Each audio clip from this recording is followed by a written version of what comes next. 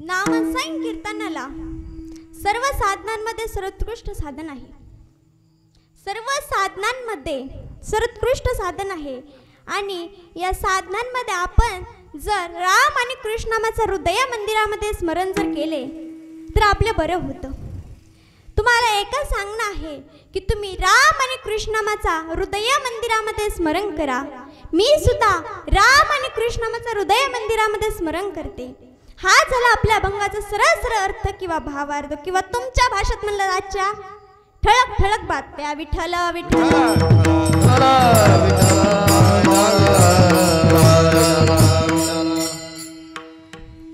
सर्वजण कीर्तनामध्ये बसलात. सर्वांनी ज्या ज्या वेळेस मी विठ्ठल विठ्ठल भजन घेईन त्यावेळेस सर्वांनी हाताने टाळी वाजवायची आणि मुखाने भजन करायचे. विठ्ठल विठ्ठल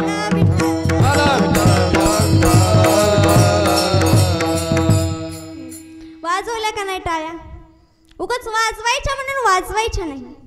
महाराज काही लोक वाजवायच्या म्हणून वाजवतात आणि उगाच देवाचं भजन करायचं म्हणून करतात.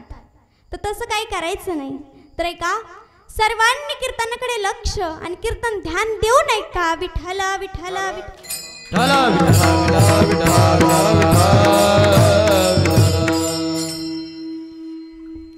माझ्या ताईंनो दादांनो, तुम्हाला बरे वाटेल असं कीर्तन नाही तर तुमचे बरे होईल असं मी कीर्तन सांगणार आहे. कीर्तनामध्ये विनोद झाली, करमणूक झाली म्हणजे लोकांना बरं वाटतं, परंतु करमणुकीने बरं होत नाही. कीर्तन म्हणजे करमणूक नव्हे तर अंधाराकडून प्रकाशाकडे जाणारा म्हणजेच अज्ञानरूपी अंधारातून ज्ञानरूपी प्रकाशाकडे नेणारा राजमार्ग आहे, भक्ती मार्ग आहे. कलियुग माझे करावे कीर्तन तेने नारायण देईल भेटी. म्हणून कीर्तन हा भक्ती मार्ग आहे आणि अशा या भक्ती मार्गाने वाटचाल करण्यात मानव जीवनाचे सार्थक आहे. म्हणून सर्वांनी भक्ती करावी. तमसोम ज्योतिर्गमय ज्ञानेश्वर महाराज म्हटले, व्यक्ती एक आणि पैलू अनेक. ज्ञानदेव म्हणजे साक्षात देव, भक्त संत योगी वैष्णव वारकरी श्री गुरु आणि जगाची आई माऊली ज्ञानाई. अशा प्रकारे ज्ञानेश्वर महाराजांचे जीवन अनेक पैलू नटलेले आहे. ज्ञानदेव या नामातच ज्ञानोबरायांचं श्रेष्ठत्व दडलेलं आहे. ज्ञानदेव हे 4 अक्षरे आहेत. किती? बोलत चाला महिला मंडळ, पुरुष मंडळी बोलत चाला, दोघंही बोलत चाला. किती अक्षरे आहेत? 4. हां, हाता नका करू, बोलत चाला. 4 अक्षरे आहेत. ज्ञा म्हणजे ज्ञानोत्तम, न म्हणजे नरोत्तम, दे म्हणजे देवोत्तम आणि व म्हणजे वरोत्तम. असे हे ज्ञानदेव म्हणजेच ज्ञानाला फुटलेले हातपाय नव्हे तर ज्ञानोबरायांच्याच रूपाने अनंत झालं. कैवल्याचा पुतळा प्रगटला भूतळा, चैतन्याचा जिव्हाळा ज्ञानोबा माझा. उपजते ज्ञानी हे वर्म जाणोनी आले, लोटांगणी चांग देवा ज्ञानाचा सागर सखा माझा ज्ञानेश्वर. जगद्गुरु तुकोबाराय ज्ञानोबरायांना ज्ञानियांचा राजा म्हणतात. ज्ञानावरून 4 प्रकार पडतात. पहिला आहे अज्ञानातले अज्ञानी, दुसरा अज्ञानातले ज्ञानी, तिसरं ज्ञानातले अज्ञानी, चौथं ज्ञानातले ज्ञानी. पहिला प्रकार पाहू, अज्ञानातले अज्ञानी. ज्यांना काहीच नाही, आपल्यालाही काहीच कळत नाही असे हे अज्ञानातले अज्ञानी. ज्यांना परमार्थही कळत नाही आणि प्रपंचही कळत नाही. थोडक्यात एक बार शून्य. उदाहरणार्थ 2 वेडे समुद्रामध्ये भाड्याची नाव घेऊन फिरायला गेले. पहिला वेडा म्हणतो, अरे अरे नावेला तर बिळ पडलेला आहे, नाव बुडेल. दुसरा वेडा म्हणतो, बुडू दे, बुडली तर आपली कुठं आहे, भाड्याची तर आहे, आपलं काय जाईल. पहा, त्यांना हे सुद्धा कळत नाही की नाव बुडाली की आपण सुद्धा त्या नावेबरोबर बुडणार आहोत. उदाहरणार्थ मशनात प्रेत पुरण्यासाठी खड्डा खोदला जातो. खड्डा माहीतच असं, कारण की सगळ्याला तिथंच जायचंय, माहित आहे ना. हा, त्यामुळे खड्डा तर माहीतच असेल. खड्डा खूप खोल होता त्यात एक दावड्या जाऊन बसला. आता अगोदरच खड्डा खोल आणि त्यातही त्यात हा भरपूर पिलेला. मग मला सांगायला बाहेर येता येईल का? नाही, त्याला बाहेर येता येईना. रात्र होती, थंडी बरीच होती. तो खड्ड्यातून ओढत होता, मला थंडी वाजत आहे, मला मदत करा. तिथून एक वेडा चाललेला होता. त्याला त्या दारुड्याचा आवाज ऐकू आला. तो तेथे गेला, पण तोही वेडा पिलेला. म्हणून त्या दारुड्याने त्याला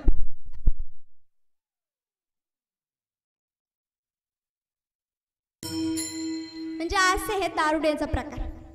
हा, तर असे अज्ञानातले अज्ञानी एक दारुडा बाहेर निघण्याचा प्रयत्न करतोय, तर दुसरा त्याला प्रेत समजून पुरण्याचा प्रयत्न करतोय. असा हा त्यांचा कारभार चालू असताना तिकडून प्रेत पुरणारी माणसं येत होती. त्यांनी त्यांचा असा हा विपरीत प्रकार पाहून ती माणसं घाबरली. त्यांच्यावरती परिणाम झाला आणि भूत भूत म्हणून सैरा वैरा पळू लागली. सर्वांनी आपापली घर गाठली. पहा, प्रेमाची मान सुद्धा घायामुकून रडत होती, परंतु त्या प्रेताजवळ अजून एकच व्यक्ती रडत बसली होती. ती कोण असेल? तर ती व्यक्ती म्हणजे त्या प्रेताची आई. विठ्ठल विठ्ठल विठ्ठल.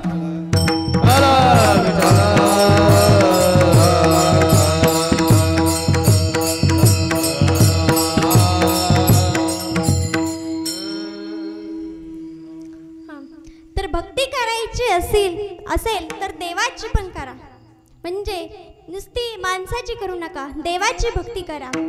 देवाची भक्ती करा. आपण इच्छा देवाला मागतो ना, देवाला आपण पूर्ण इच्छा मागतो, पण सर्वात जास्त इच्छा लवकर ऐकणारा देव म्हणजे भगवान शंकर. पहिले वारकरीही भगवान शंकरच होते. तर ऐका, शंकराविषयी मी काही शिवतांडव ऐकवते. तर ऐका.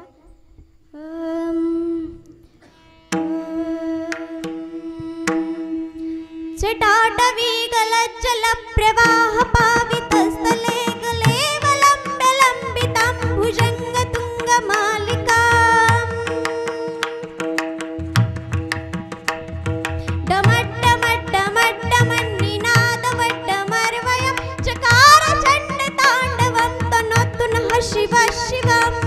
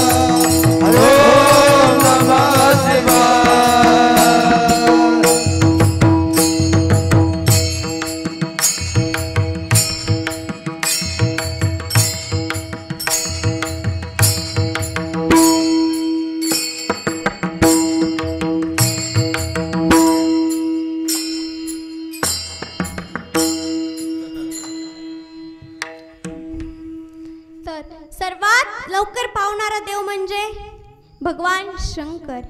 त्याची आपण जर भक्ती केली, आपण 1 मिनिट म्हणजे इच्छा मागितली तर ती लगेच पूर्ण होती. म्हणजे सगळ्यात भोळा देव म्हणजे भगवान शंकर. त्याचप्रमाणे आता आपण पाहू ज्ञानातले अज्ञानी. ज्ञानी समोर जे अज्ञानी ठरतात ते ज्ञानातले अज्ञानी.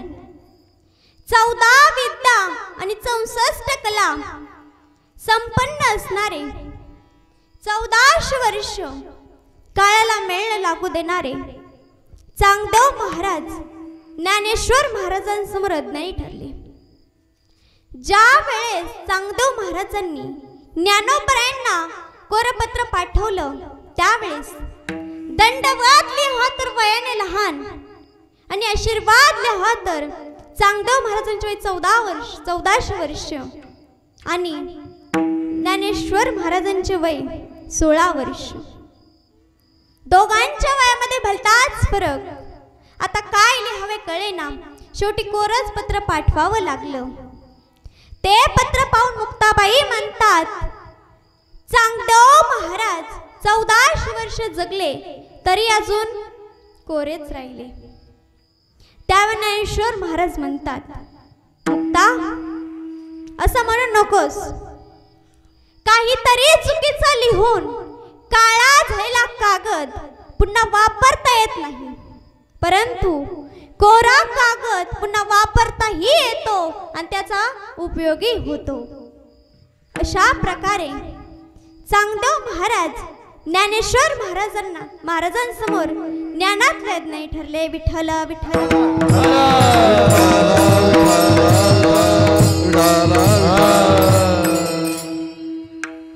आता आपण पाहू ज्ञानातले ज्ञानी. ज्ञानोबरायांचे शिरोमणी ते चालते ज्ञानबिंब. तयाचे अवयव सुखाचे कोंब. ज्ञानोबराय म्हणजे बोलते बिंब. ज्ञानियांचा शिरोमणी वंदे जो का पूज्य स्थानी. चिंतकाचा चिंतामणी ज्ञानोबा माझा. अशा प्रकारे ज्ञानोबराय ज्ञानातले ज्ञानी ठरले. जगाच्या पाठीवरती अनेक संत झाले. ज्ञानोबराय, ज्ञानेश्वर महाराज, निळोबाराय, जगद्गुरु तुकोबाराय, पण माऊली ही पदवी ज्ञानेश्वर महाराजांना दिली आहे. माऊली ही 3 अक्षरे आहेत. प्रत्येक अक्षराला स्वातंत्र्य असं महत्व आहे. मा म्हणजे मानवात, उ म्हणजे उदारले आणि ली म्हणजे लिनंत यांनी संपन्न असणारे ज्ञानेश्वर महाराज यांच्याविषयी सर्व संत बोलतात. ज्ञानराज माझी योगाची माऊली, जननी ग माऊली प्रगट केली. गीतालंकार नाम ज्ञानेश्वरी, ब्रह्मानंद लहरी प्रगट केली. ज्ञानदेव माता ज्ञानदेव पिता, तोडविला भव्यता ज्ञानदेव. साधकाचे माय बाप दर्शन हरिताप, सर्वभूमी सुखरूप ज्ञानबा माझा. ज्ञानाबाई माझी अनर्थाची माय, एका जनार्दनी पाय वंदित असे. असे असणारे ज्ञानेश्वर महाराज तुमची आमची सर्व जगाची आई बनले, परंतु आपण तिची लेकरं बनायला तयार नाही. गळ्यामध्ये तुळशीच्या माळा घालायला तयार नाही. अरे गळ्यात तुळशीची माळ असावी, कपाळाला गंध असावा, दारात तुळस असावी, देवघरात विटेवरचा मालक असावा. अरे राक्षस जरी आला वैष्णवाच्या दारी तर त्याने दुर्बुद्धी सोडून सुबुद्धीनेच प्रवेश करा, एवढी ताकद वैष्णवात आहे. विठ्ठल विठ्ठल.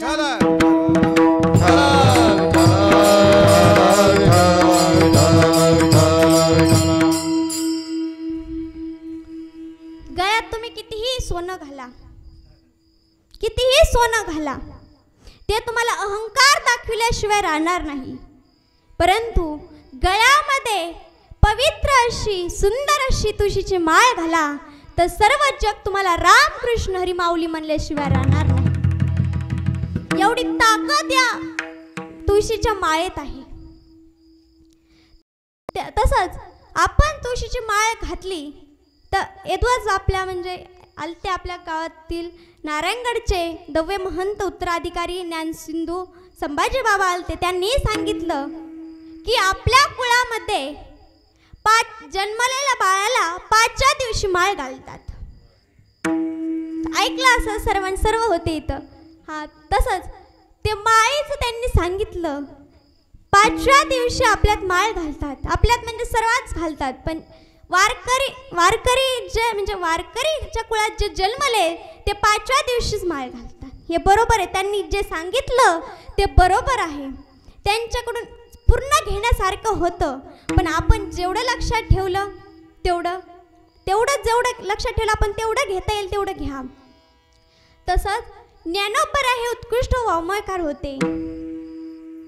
प्रपंचपदिकापासून ते परमात्मिकांना, विज्ञानापासून ते अध्यात्माला मार्गदर्शन करणारा ग्रंथराज ज्ञानेश्वरी सारखा ग्रंथ ज्याला सर्व संत डोक्यावर घेऊन नाचले.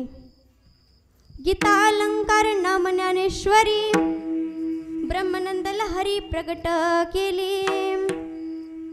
जनाबाई म्हणतात ज्ञानाचा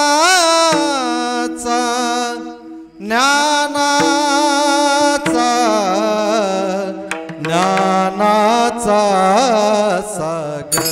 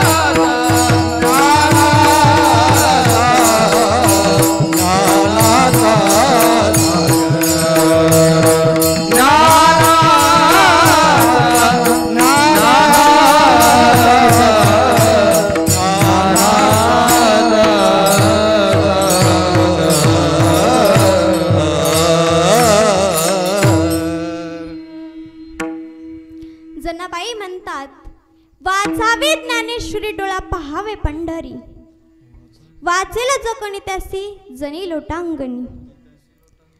अशा ज्ञानोबरायांनी ग्रंथराज ज्ञानेश्वरी, अमृतानुभव चांगदेव 65, अभंग, हरिपाठ, ज्ञानदेव गाथा असं सर्व विनामूल्य उद्धट केलं. सर्वांसह विनामूल्य उघड केलं. प्रगट बोले विश्वब्रह्मासी केले, राम जनार्दनी चरणी मस्तक ठेविले. ज्ञानदेव म्हणजे साक्षात देव, महाविष्णूचा अवतार सखा माझा ज्ञानेश्वर. ज्ञानोबराय देव पण आणि भक्त पण. ज्ञानोबराने अशी भक्ती केली, देव त्यांचा दास झाला. ज्ञानोबरा देव सुद्धा, भक्त सुद्धा आणि संत सुद्धा.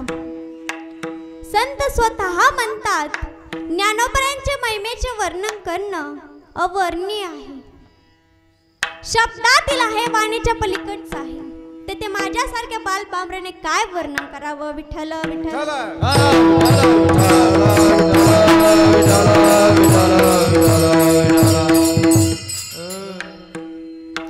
ज्ञानोबराय देव, भक्त, संत, योगी सुद्धा.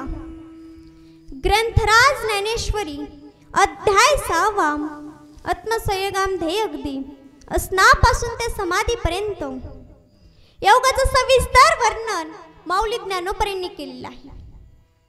आपल्या शरीरामध्ये एकूण 72,000 नाड्या आहेत. किती? 72,000 नाड्या आहेत. किती? किती? बोलत चला. झोपू काय नका. एवढ्या लवकर झोपायचं म्हणल्यावर कसं व्हायचं? हां, फराळी पण केलं आता काय झोपू काय नका. हां, मी काय तुम्हाला झोपू देणार नाही. मला कीर्तन एकटील करायचं आहे का? नाही. आपल्या सर्वांना मिळून कीर्तन करायचं आहे. बरं आहे का? मी तुम्हाला उदाहरण देते. माझं नवीनच म्हणजे प्रॅक्टिस म्हणून आळंदीच्या त्या कोपऱ्याला कीर्तन होतं आणि माझ्यासमोर एक आजीबाई बसलेल्या होत्या. कीर्तन इतकं भारी चाललं होतं, इतका रंग आलेला होता. इथं जसा आला तसा तिथं रंग आलेला होता कीर्तनाला. आजीबाई माझ्यासमोरच बसल्या होत्या आणि मस्त झोपल्या आणि मी कीर्तन सांगते. अचानक माझी नजर त्यांच्यावर गेली आणि अचानक अशी माझी गंमत झाली त्या दिवशी. मी त्या दिवशी म्हणलंच नाही झोपल्या की काय.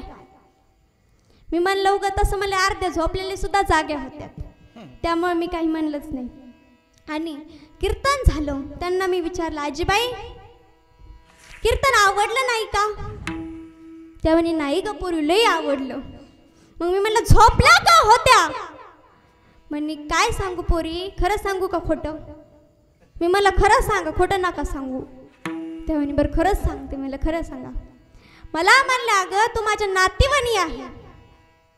मला इतका विश्वास होता की तू काही खोटं सांगणारच नाही, म्हणून मी बिनधास्त झोपले.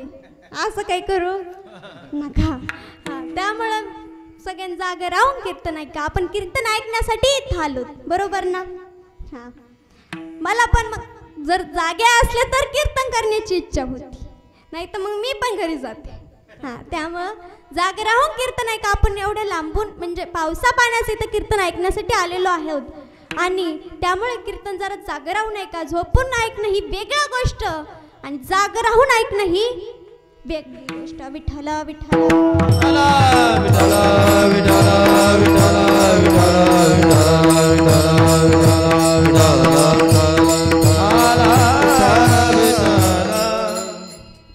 आपलं काय चालू होतं आता? कीर्तनच चालू आहे ना. हां, मेन मुद्दा काय चालू होता तर किती नाड्या आहे आपल्या शरीरामध्ये? 72,000 नाड्या आहे. त्यामध्ये श्वास घेणं आणि थांबवणे याला पूरक, कुंभक आणि रेचक असे म्हणतात. असे 3 प्रकार झाले म्हणजे एक अभर्ग, प्राणायाम, अभर्ग इत्यादी विचार आलेला आहे. नरोत्तराचा विरोध करून प्राणवायू आणि उपनवायू यांचे ऐक्य होऊन, घर्षण होऊन उष्णता निर्माण होते आणि मग 3.5 वेळे घालून बसलेली कुंडलीय शक्ती जागृत मध्ये मेरुदंडामधून वाहणाऱ्या सुषुम्ना नाडीमध्ये प्रवेश करून षडचक्र भेदन करत करत ब्रह्मेंद्रियापर्यंत जाते. तेव्हा योगाला समाधी लागते. हा ज्ञानोबरांचा अनुभव आहे. ज्ञानदेवाप्रमाणे निवृत्ती देवी ज्ञान समाधी संजीवन हरिपाठ. ज्ञानोबरांची समाधी ही संजीवन आहे. आजही लाखो लोक या संजीवन समाधीचं दर्शन घेऊन तृप्त होतात. ज्ञानयोग, कर्मयोग, भक्तियोग आणि हठयोग या सर्वांची जननी म्हणजे ज्ञानोबरा आहे. ज्ञानोबरा हे महावैष्णव असून वारकरी सुद्धा होते असं ते स्वतःहून म्हणतात. काय म्हणतात ते? वारकरी सुद्धा होते असं ते स्वतःहून म्हणतात. ज्ञानोबरांचे गुरु निवृत्तीनाथ महाराज विषयी अलोट आदर होता. त्या प्रेमाचे वर्णन करणं अवर्णनीय आहे. ज्ञानेश्वरीमध्ये केलेलं आहे. अशा प्रकारे ज्ञानोबरांना गुरु विषयी अलोट प्रेम होता, आदर होता, म्हणून ते सुद्धा त्यांच्या जीवनात श्री गुरुची कामगिरी यशस्वीपणे पार पाडू शकले. गुरुच्या अधिकारावरती बोलताना ज्ञानोबराय म्हणतात, गुरु ब्रह्मा गुरु विष्णू गुरुदेव महेश्वरा गुरु साक्षात परब्रह्म तस्मै श्री गुरुवे नमः. माणसाला योग्य मार्गाला जायचं असेल तर गुरु फार महत्वाचे आहेत. ज्ञानेश्वर महाराज एक वाक्य कायम सांगत असतात, माणसाला मोठं होण्यासाठी पैशाची गरज लागत नाही, माणसाचा अनुभव मोठा करत असतो. आणि अनुभव कोणापासून भेटत असेल तर तो फक्त गुरुपासून. ज्ञानेश्वर महाराज म्हणतात, भाविना देव न कळे संदेह, गुरुविना अनुभव कैसा कळे, गुरुविना अनुभव कैसा कळे, गुरुविना अनुभव कैसा कळे,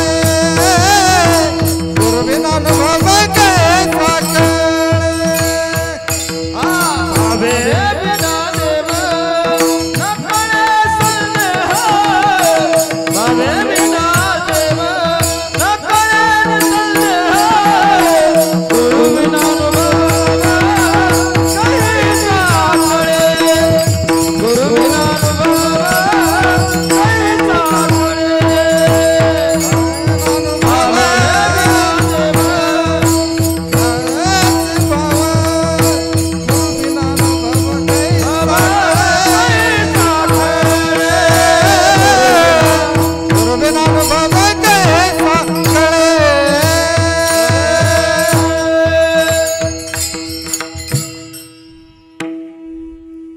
भाविना देव न कळे संदेह, गुरुविना अनुभव कैसा कळे.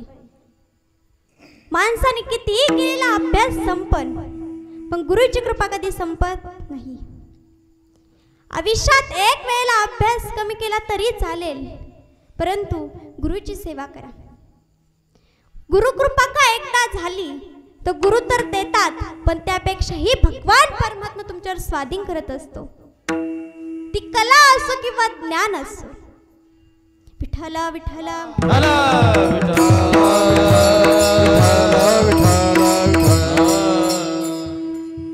रावणाच्या लंकेमध्ये घर सोन्याची होती, तर माझ्या माऊली ज्ञानोबरायांच्या दारामध्ये झाड सोन्याची होती. जयाची ये दोरी सोन्याचा बिंब, अंगी आईचे बळ रे रामोले, अंगी आईचे बळ रे रामोले. जयाची ये दोरी सोन्याचा बिंब, अंगी आईचे बळ रे रामोले, अंगी आईचे बळ रे रामोले.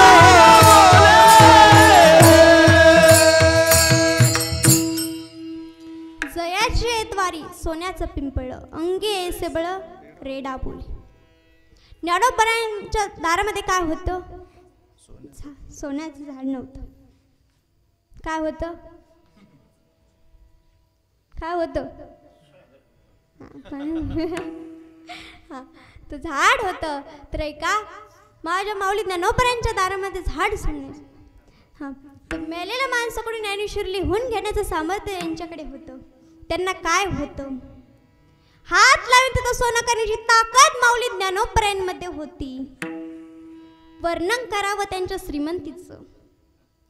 लोकांनी त्यांना भाकरी दिल्या नाही, परंतु आज लाखो वारकरी ज्ञानोबा तुकाराम या नामात धुंद होऊन नाचतात आणि रोज पंचपक्वान्न खातात. हे वारकरी संप्रदायाचं जिवंत महिमा संताचा नोहे हा समान, महिमा संताचा नोहे हा समान, महिमा संताचा नोहे हा समान, महिमा संताचा महिमा संताचा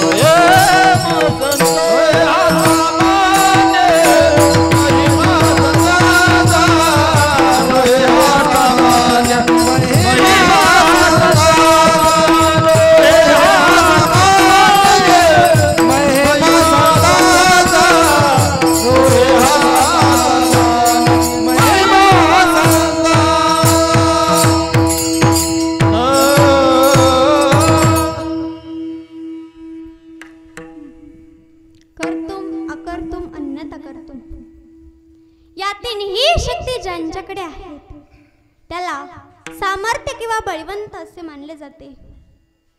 पहिली शक्ती पाहू कर्तुम शक्ती. ज्या वेळेस चांगदेव महाराज ज्ञानोबरायांच्या भेटी करता वाघावर बसून सापाचा कर्तुम चाबूक घेऊन निघाले, त्यावेळेस सकाळची वेळ होती आणि दिवस थंडीचे होते. ज्ञानदेव निवृत्ती सोपान मुक्ताबाई बसल्या होत्या. तेवढ्यात मुक्ताबाईंनी दुरून आकाशातून येणारे चांगदेव महाराज दिसले आणि दिसल्याबरोबर मुक्ताबाईंनी ज्ञानदेवांना तसे सांगितले. ज्ञानदेवांना तसे सांगताच ते म्हणाले, अगं मग आपल्याला त्यांच्या स्वागतासाठी 4 पावले गेले पाहिजे. असे बोलून त्या मातीच्या भिंतीला म्हणाले, चल ग बाई आम्हाला घेऊनच चल. चालविली जड भिंती, हरविली चांगयाची भ्रांती, मोक्ष मार्गीचा सांगती ज्ञानोबा माझा. तोपर्यंत चांगदेव महाराज वेशीपर्यंत येऊन उतरले होते. तेवढ्यात त्यांनी भिंतीवर बसून आकाश मार्गी येणारे 4ही भाऊंड दिसली व ते आश्चर्य थक्क झाले. भिंत जवळ येऊन थांबली. तेव्हा ते आपले ज्ञान सिद्धी वगैरे सगळे विसरून चक्क लोटांगण घातले. ज्ञानदेवाने खाली उतरून त्यांच्या हातामध्ये घेतले व त्यांना घरी घेऊन आले. चांगदेव महाराजांना काही दिवस आळंदीस राहण्याची अनुमती दिली. ही माऊली ज्ञानोबरायांची कर्तुम शक्ती आहे. विठ्ठल विठ्ठल विठ्ठल विठ्ठल. आता आपण पाहू माऊली ज्ञानोबरायांची कर्तुम शक्ती. ज्या वेळेस 4ही भाऊंड पैठणला न्याय मागण्यासाठी गेले, त्यावेळेस त्या पैठणच्या सभेमध्ये एका ब्राह्मणाने चेष्टाच्या सुरात विचारले, काय रे बाळा, तुझे नाव ज्ञानदेव आहे? तसेच पलीकडे येणाऱ्या रेड्याला ही ज्ञानच म्हणतात, मग त्याच्यात तुझ्यात फरक कसला? ज्ञानदेव बोलले, खरेच फरक नाही. आमच्या दोघांचाही अंतमय आत्मा एकच आहे. मग तो ब्राह्मण म्हणाला, मग याच्या सुखदुःख तुला पाहिजे आणि याच्यासारखे बोलतो तुला आले पाहिजे, नाहीतर हे ब्रह्मज्ञान कोरडेच ठरेल. ज्ञानदेव निवृत्तीकडे पाहिले. निवृत्तीनाथ फक्त असले. ज्ञानदेवाने उत्तर दिले, महाराज आपण प्रत्यक्ष बुदेव आहात, आपले म्हणणे खरे आहे. त्यावर त्या ब्राह्मणाने गुराख्याच्या हातातून आसूड हिसकावून घेतला आणि रेड्याच्या पाठीवर 3 फटकारे मारले. काही जण उत्सुकतेने ज्ञानोबरायांच्या मागील बाजू जाऊन पाहतात तर त्यांच्या पाठीवर 3 वळू उमटले होते. मारी ती आसूड रेड्याच्या पाठी, तोची वळवठी ज्ञानदेव. मग गोष्ट पाहताच जमावामध्ये मोठी खळबळ माजली. ही वार्ता कानावर जातात धर्मसभेचे सभासद तिथे लगबगीने येऊन दाखल झाले. पुन्हा त्या चोष्टक ब्राह्मणाने सांगितले की बरोबर त्यांनी सांगितले की महाराज आपण प्रत्यक्ष बुदेव आहात, आपले म्हणणे खरे आहे. ते ज्ञानेश्वर महाराज म्हणले, अवश्य असंच हो. एवढे म्हणून ज्ञानदेव रेड्यापाशी गेले आणि हा म्हणाले, ज्ञानदेव म्हणे बोलो ऋग्वेद, ओंकार मूळ शब्द प्राण वाचा. असे म्हणून ज्ञानदेवाने रेड्याच्या मात्र आपला तळ हात ठेवला. तेव्हा सर्व लोक श्वास रोखून माना उंचावून पाहत असताना रेड्याच्या मुखातून गंभीर आवाजामध्ये शब्द उमटले, हरिओम अग्निमुळे पुरोहितम. अगदी स्वच्छ वेदार्थाच्या स्वरासहित शब्द बाहेर पडू लागले. रेड्यामुखी वेद बोलविला, गर्वद्विजांचा हरविला, शांतीरूप प्रगटला ज्ञानोबा माझा. ही झाली माऊली ज्ञानोबरायांची कर्तुम शक्ती. विठ्ठल विठ्ठल विठ्ठल विठ्ठल विठ्ठल. आता आपण पाहू माऊली ज्ञानोबरायांची अन्यथा कर्तुम शक्ती. जयपाल नावाच्या राजाला सतत मुली होत होत्या. तो सतत दुःखी असायचा. त्याने आपल्या पत्नीला सांगितलं, आता जर तुला मुलगी झाली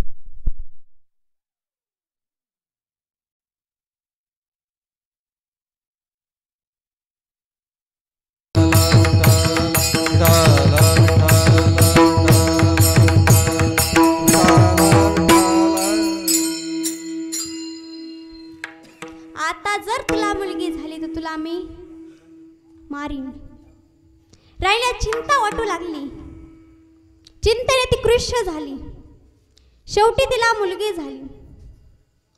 मुलगी झाल्यामुळे ती मनात विचार करू लागली की राजा आपल्याला ठार केल्याशिवाय राहणार नाही. परंतु एक हुशार दासी होती. तिने राजाला जाऊन सांगितले की राणीला मुलगा झालेला आहे. राजाला फार आनंद झाला. मुलीला मुलाचा पोशाख चढवला. पुढे ती मुलगी रूपी मुलगा 20 ते 25 वर्षाचा झाला. राजाने त्याचा एका राजकन्याशी विवाह लावून दिला. परंतु ज्या वेळेस दोघांच्या एकांताची वेळ आली त्यावेळेस त्या मुलगी रूपी मुलाला खूप वाईट वाटले.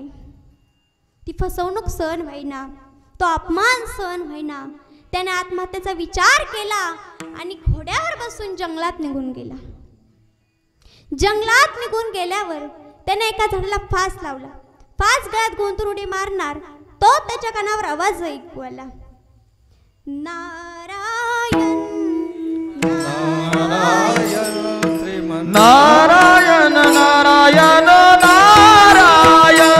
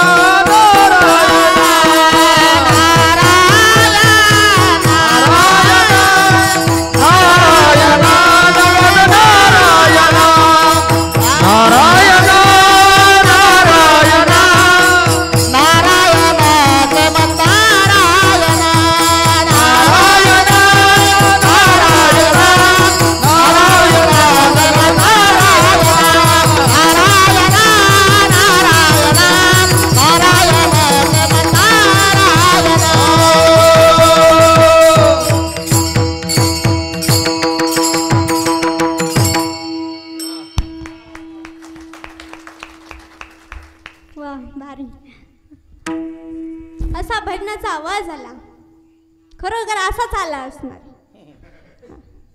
असा भजनाचा आवाज आला. पाहिल्या तर संत महात्माची दिंडी येत होती. त्याने विचार केला, आधी संत महात्माचे दर्शन घेऊ आणि मग फासावरती जाऊ. समोरून ज्ञानदेव, निवृत्ती, सोपान, मुक्ताबाई येत होत्या. हा गेला. ज्ञानेश्वर महाराजांचे पाय घट्ट धरले. दुःखाने व्याप झालेला हा पाय सोडता सोडेना. तेव्हा माऊली सहज म्हणाले, अरे मुला उठ, माझे पाय सोड. तेव्हा तो म्हणाला, महाराज मी मुलगा नाही, मी मुलगी आहे. असे बोलून ज्ञानेश्वर महाराजांनी त्याकडे कृपादृष्टीने पाहिले आणि चमत्कार झाला. मुलीचा मुलगा झाला. ज्ञानोबांनी प्रत्येक स्त्रीचा पुरुष बनविला. ही माऊली ज्ञानोबांची अन्यथा करतो शक्ती आहे. विठ्ठल विठ्ठल विठ्ठल विठ्ठल विठ्ठल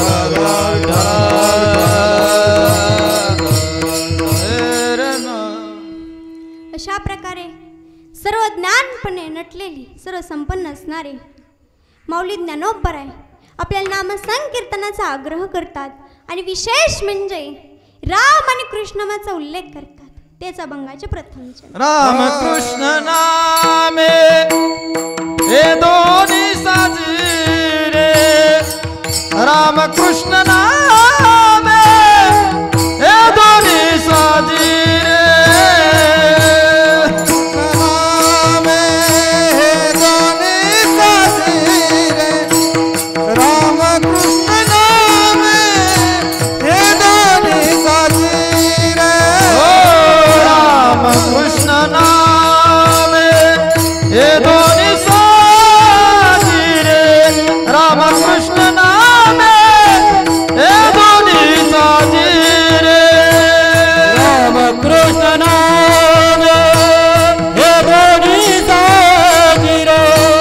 राम कृष्ण नामे हे दोन्ही साजी रे. हृदय मंदिरी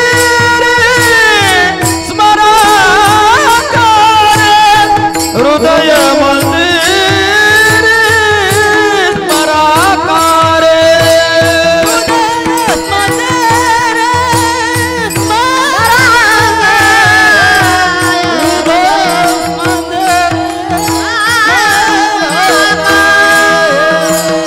आपुली आपण करा सोडवन.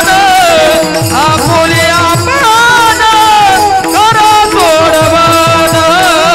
आपुली आपण करा सोडवन. आपुली आपण करा सोडवन. आपुली आपण करा सोडवन. आपुली आपण करा सोडवन. आपुली आपण करा सोडवन.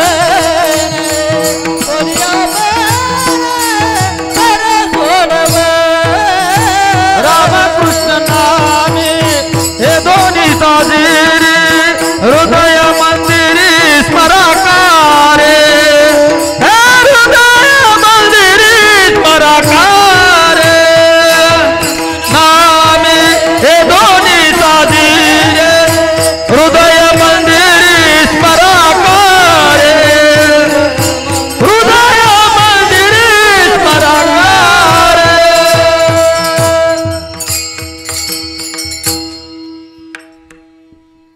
रामकृष्ण नामे हे दोन्ही साजेरे.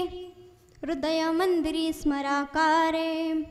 आपुली आपण करा सोडवन. संसार बंधन तोडावेगे. राम आणि कृष्ण हे नामे सोपे आहेत, साजेरी आहेत, गोजिरी आहेत. नामाला स्वातंत्र्य असं महत्त्व म्हटलं जातं. दोन्ही व्यक्तीचं नाव एकच असतं, परंतु एकाला 40,000 रुपयाचा माल उधार मिळतो तर दुसऱ्याला दिवसभर पाया पडूनही 4 रुपयाचा विडीचा पुडाही उधार मिळत नाही. कारण नाव जरी एक असलं तर कर्तृत्व भिन्न आहे. एकाला 40,000 रुपयाचा मिळतं तर दुसऱ्याला 4 रुपयाचाही नाही. त्याचप्रमाणे भगवंताचे अवतारही अनंत आहेत आणि अनंत उत्तरापैकी राम आणि कृष्णामाला ओधानेच पूर्णत्व म्हणून महत्व म्हटलं जातं. राम म्हटलं की तोंड उघडतं आणि म म्हटलं की तोंड मिटतं. तोंड उघडलं म्हणजे आपल्या अंतःकरणात जो अज्ञात पातकाचा जो समूह आहे, तो अज्ञात पातकाचा जो समूह आहे तो बाहेर गेलेली पातक पुन्हा आत येत नाही. म्हणून राम हे मी नाही सांगत, तर पदम पूर्णामध्ये वर्णन आलेलं आहे. कृष्ण म्हणजे कृचोत्ती, म्हणजे आकर्षित करणं हे मोकळं मन संतानाचे घर असतं. आपलं मन नेहमी विषयाच्या जंगलात सैतानासारखं भटकत असतं. त्याला देवाकडे आकर्षित करण्याचे कार्य कृष्णामच करते. म्हणून रामपातकाची निवृत्ती ही कृष्णामच करते. रामकृष्ण नामानंतर अशी तप पापाचे कळप पळती पुढे. हरी हरी हरी मंत्र हा शिवाचा, म्हणती जेवाच्या तया मोक्ष. आणि वेदांताच्या दृष्टीने विचार केला तर राम हा देई आहे, म्हणजे प्रस्तव चैतन्य आहे. सर्व घटी राम देह दई एक, सूर्यप्रकाशक सहस्रश्मी.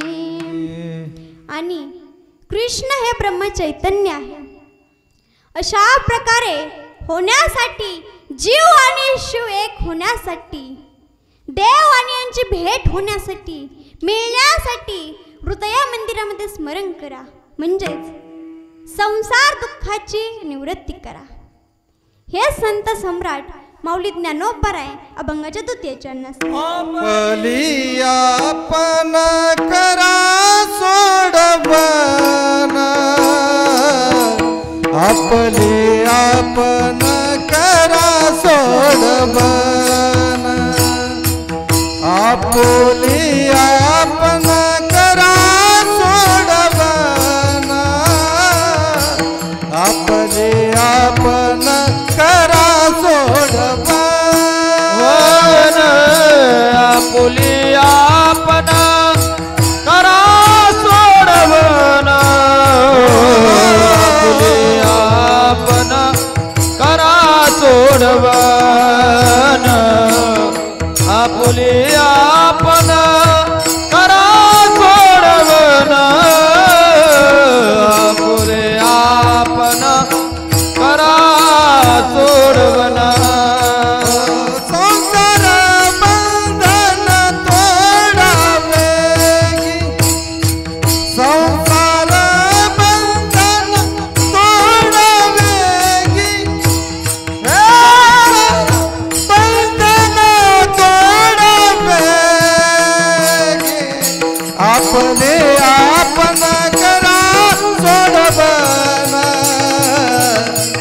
आपले आपण करा सोडवना, आपले आपण करा सोडवना, आपले आपण करा सोडवना, आपले आपण करा सोडवना.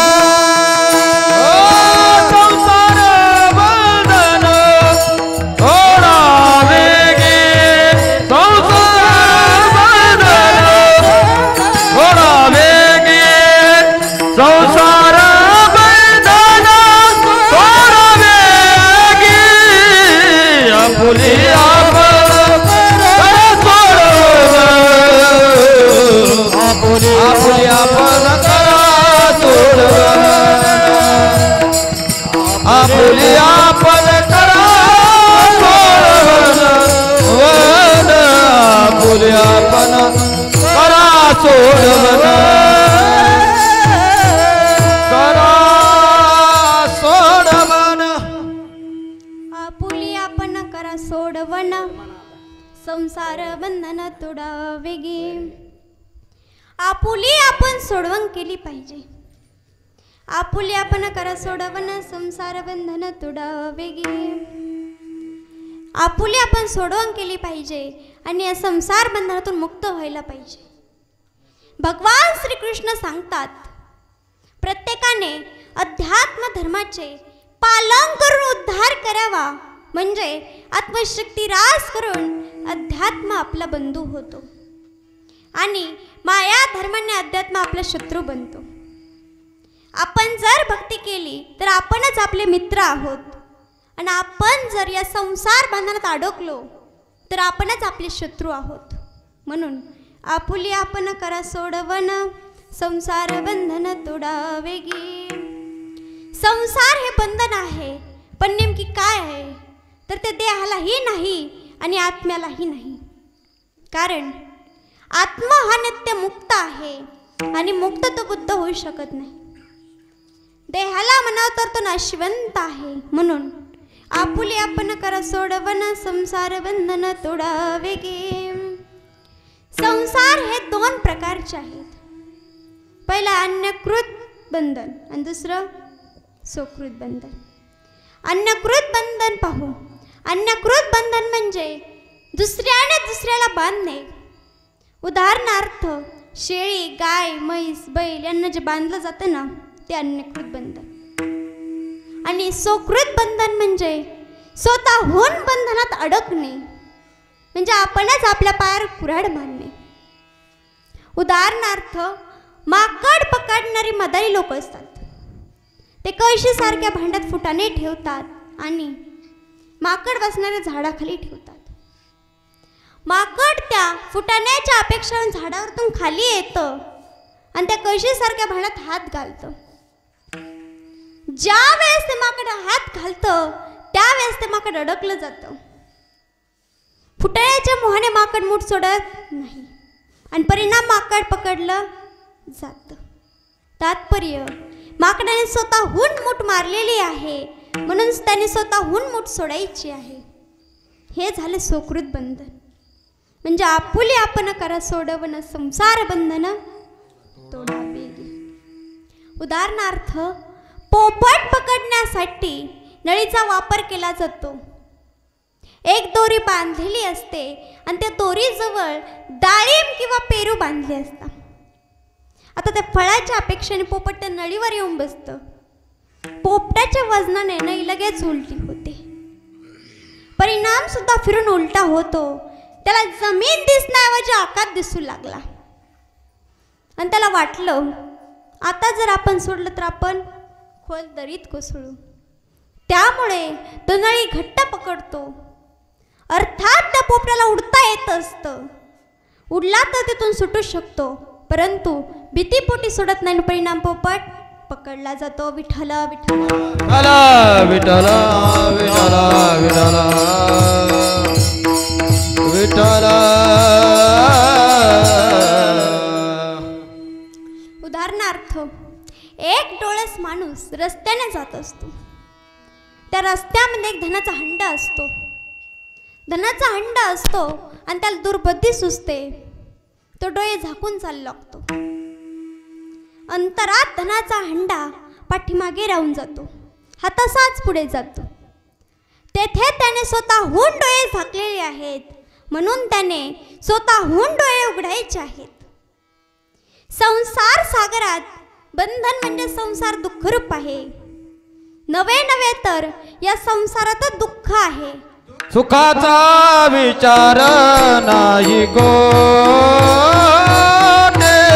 सुखाचा विचार नाही कोठे, सुखाचा विचार नाही कोठे, सुखाचा विचार नाही कोठे. हा दुःख बांधवडी आहे हा संसार, दुःख बांधवडी आहे हा संसार, दुःख बांधवडी आहे हा संसार, दुःख बांधवडी आहे हा संसार. हे दुःखाचा विचार नाही कोठे, सुखाचा विचार नाही कोठे, सुखाचा विचार नाही कोठे, सुखाचा विचार नाही कोठे. दुःख बांधवडी आहे हा संसार, दुःख बांधवडी आहे हा संसार, दुःख बांधवडी आहे हा संसार, दुःख बांधवडी आहे हा संसार.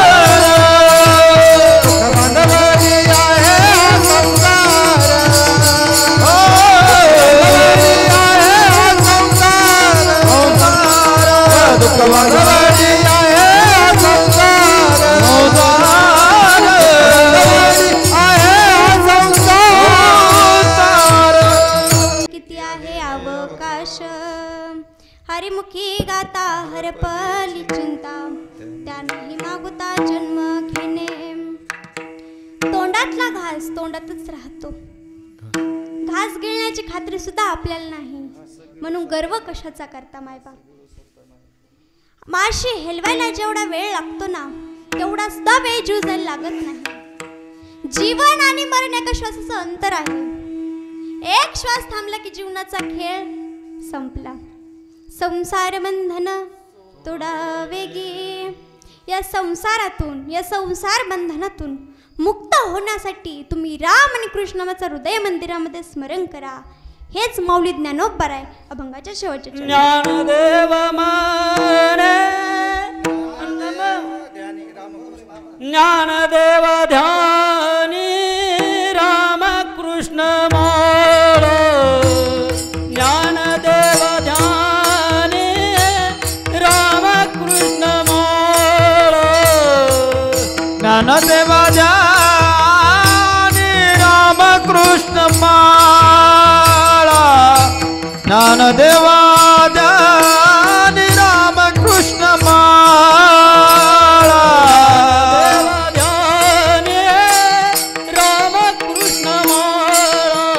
माळा.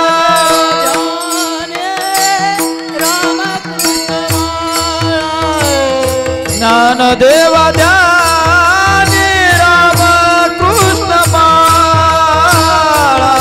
ज्ञानदेव ध्यानी रामकृष्ण माळा.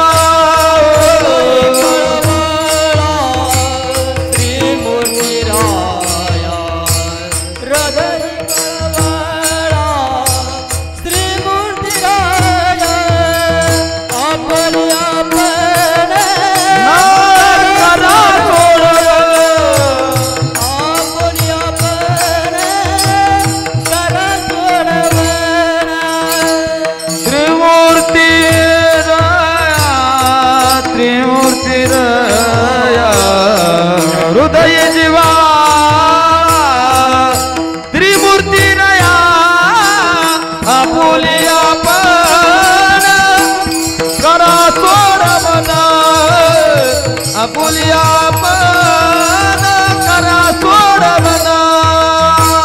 संसार बंधन सोडावे.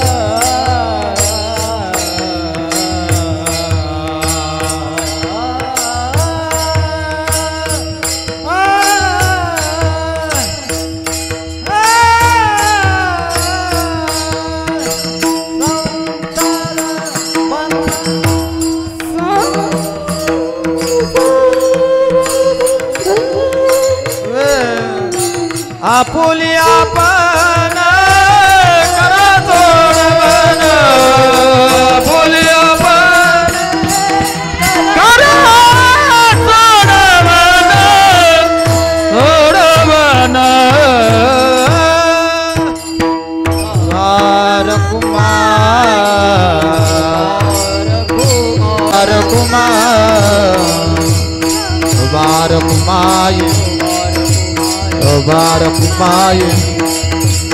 Barak Mayu